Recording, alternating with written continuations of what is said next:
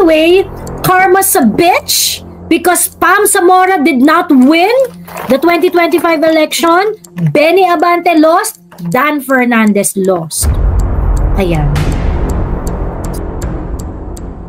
Babalita ko lang sa inyo na si Colonel Grijaldo ay lumabas na, okay, ng detention facility.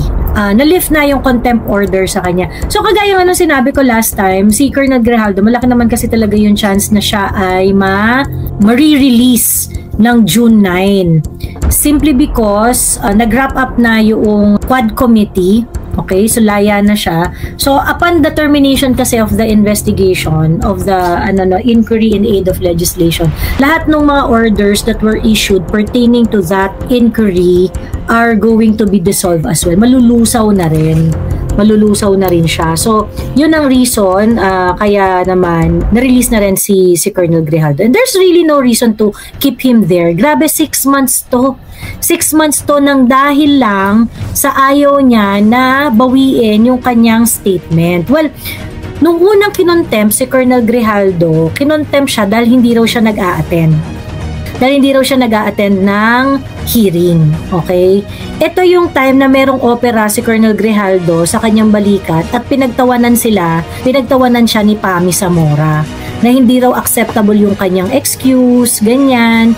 At yun yung sinasabi niya kasi, the reason why hindi ako po maka-attend ng hearing ay dahil nga meron akong meron akong tama sa balikat. At nung time na yun, ay talaga namang inoperahan si Colonel Grijaldo. So, balik tanaw lang tayo dun sa yung time na kinontempt nito ni Pami Zamora na i-cite in contempt si Colonel Grijaldo. Kasi twice na cite in contempt si Colonel Grijaldo. This is the first time. Sobrang bait na natin sa kanya, and I think it's the right time to make an appropriate motion. Sumusobra na siya. This is, I believe, his 4th time to skip the Quadcom, and pero sa Senate wala naman siyang rotator cuff syndrome. I'm sorry, but I really believe it's high time that with the indulgence of all the chairmen, that I move to cite Colonel Hector Grijaldo in contempt. Seconded. Okay. There's a motion. I was waiting for Congressman Paduano to do that, but anyway, so there is a.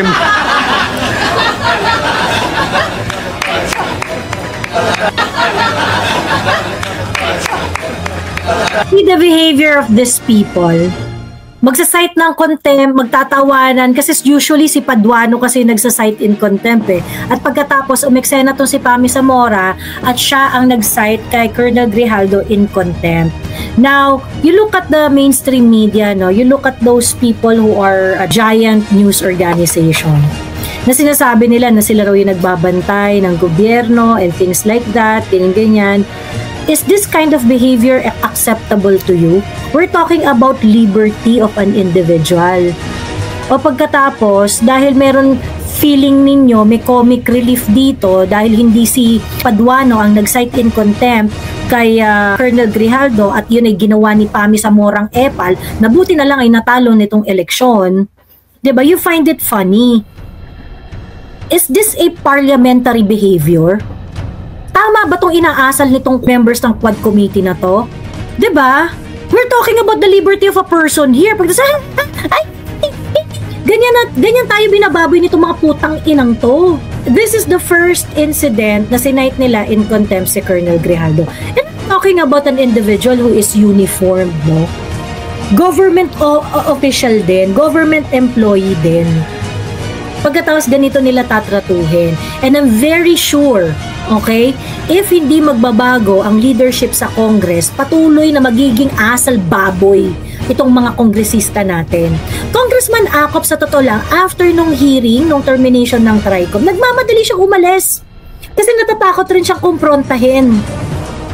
At ngayon, dahil nilagay nyo kami dun sa hearing, sa totoo lang, hindi namin kayo maganto-ganto, hindi namin kayo makumpro-kumpronta. Bakit? Kasi nga, you're going to abuse your contempt powers. Diyos me, ayan. So anyway.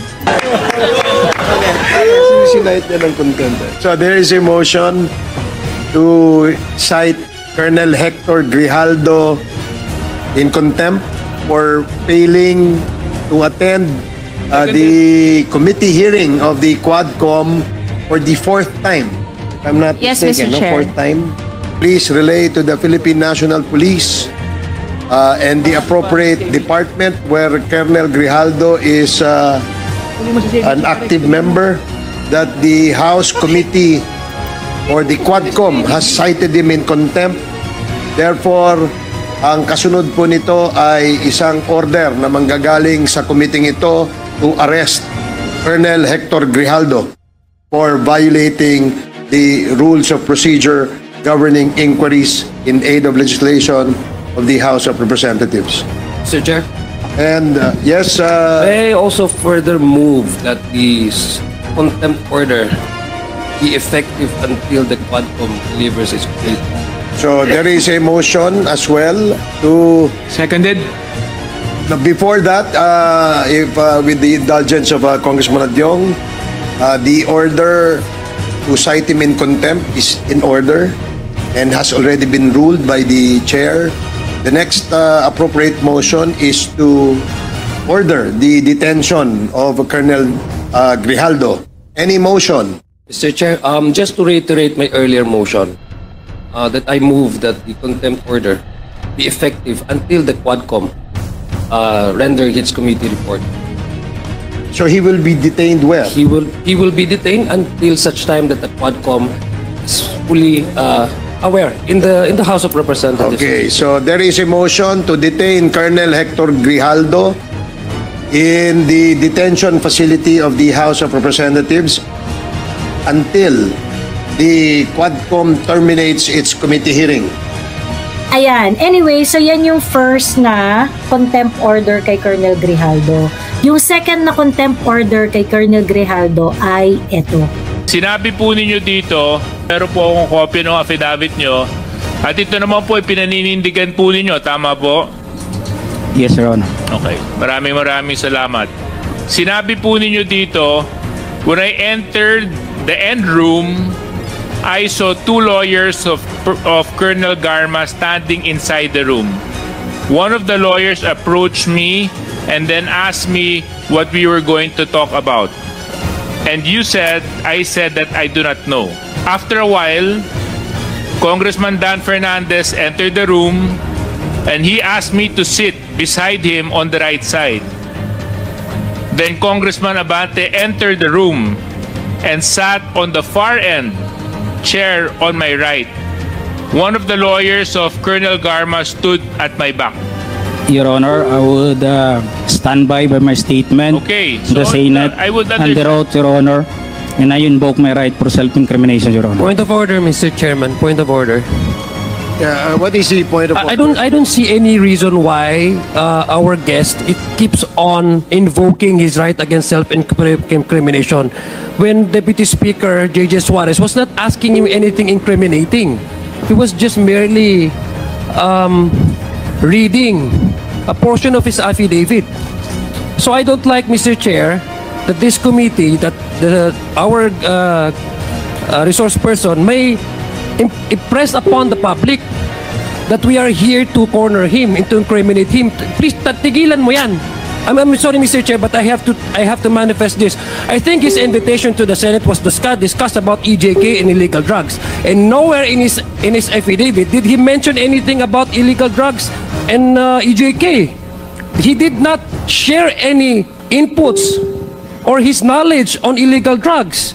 His participation in that Senate inquiry was merely to besmirch the reputation of some of the chairmen here, and as a result, attempting to degrade the integrity of the Quadcom. So please, I hate to admonish men in uniform. I have the highest respect for our policemen. But please, Colonel Grijaldo, stop invoking your right against self-incrimination. Nobody's asking you any incriminating questions here. Nasa Senado ka, ang tapang-tapang mo eh. Bakit dito ay mo magtapang ka rito? Ipakita mo yung the same candor, the same tapang na pinakita mo doon. Di ba? Bakit hindi mo gawin yan dito ngayon? Grabe ni Ace Barbers, no? Alam mo, Ace Barbers, yung asawa mo, babantayan ko yan sa Kongreso, sa 20th Congress. babantayan ko yung asawa mo. Matapang ka lang doon sa Senado kasi may kakampi ka. Dito ka magpakita ng tapang mo. Hindi yung nandoon ka lang. Alam mo, ang mahirap kasi sa'yo, gusto lang nating malaman ang katotohanan sa likod nito. Ang dami mo ng ginawa eh. Dinamay mo pa yung mga kasama na, hindi dahil sa kasama namin sila, kundi hindi tama ang nangyari at ginawa mo. So Colonel Grijaldo, babalikan ko lang. Totoo ba o hindi na merong pumilit sa iyo na magsalita na hindi naaayon sa katotohanan dito sa Quadcom? Your Honor, I would like to invoke my right for self-incrimination, Your Honor. Mr. Chair, point of order. What is the point of order, Congressman Ako? The resource person has not answered my question a while ago, and he's still invoking his right against self-incrimination, which is improper. Even the Supreme Court decision says so. You're just telling me your ignorance of the law. Ang niyan, prior to that, ang pinupoint talaga ng mga congressmen, yung tungkol dun sa affidavit niya, they were insinuating na baguhin yon. Yung affidavit ni Colonel Grijaldo, ang sinasabi niya kasi doon, nilapitan siya, minit siya ni Benny Abante at saka ni Dan Fernandez para i-corroborate yung statement ni Garma na hindi na rin matagpuan niya yun. Ayun.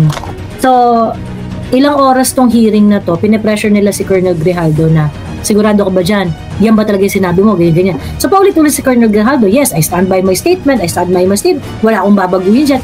Hindi maintindihan dito, parang sinabi na nga niya o di ngayon, kung feeling ninyo, nagsisinungaling niya, kung feeling niya, nag-perjure siya, diba?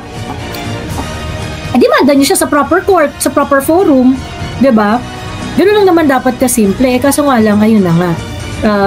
They wanted him to do something na hindi naman niya na po pwedeng bawiin. Kasi nga, inamin niya na doon sa nilagay niya na doon sa affidavit yung mga gusto niya sabihin eh.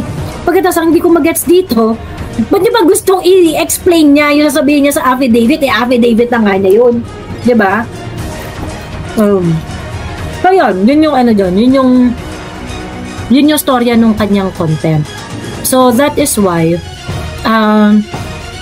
breath of fresh air si Colonel Grijaldo eh. Kasi ang tawag dito, nasa active service kasi si Colonel Grijaldo. And ayun nga, kinontempt siya, yung contempt niya, walang period. And ang worst case scenario nga is that he's going to stay in detention unless or until na mag-terminate yung 19th Congress.